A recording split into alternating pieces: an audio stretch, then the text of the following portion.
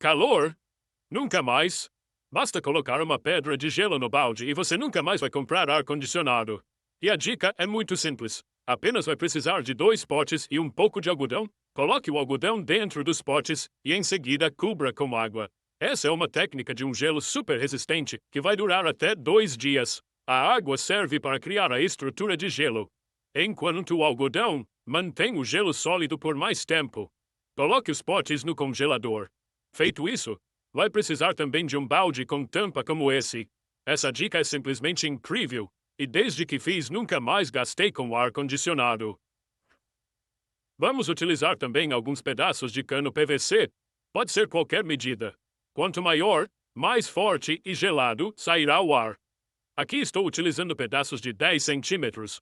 Com o auxílio de uma caneta, vai precisar riscar o balde para marcar e conseguir fazer alguns furos nele. Aposto que vai amar, quando fizer na sua casa, o ambiente chegar a congelar de tão frio.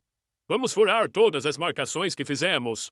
Além da dica ser rápida e fácil, você não gasta nada para fazer e o melhor, economiza muito dinheiro com energia. Vai ficar desse jeito.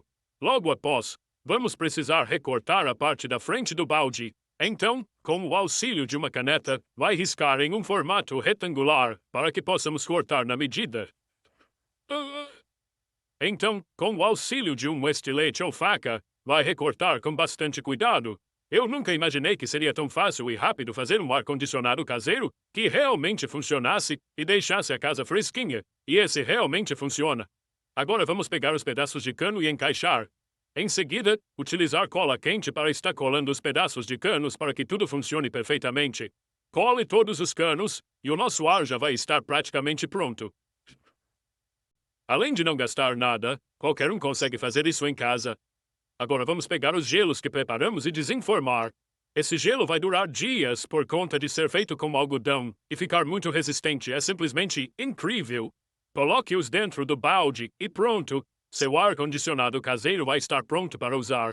Ele funciona da seguinte maneira: o ventilador vai soprar o vento na parte de trás, fazendo bater nos gelos e jogando o ar gelado para os tubos da frente, deixando assim a casa fresquinha e te deixando livre de calor.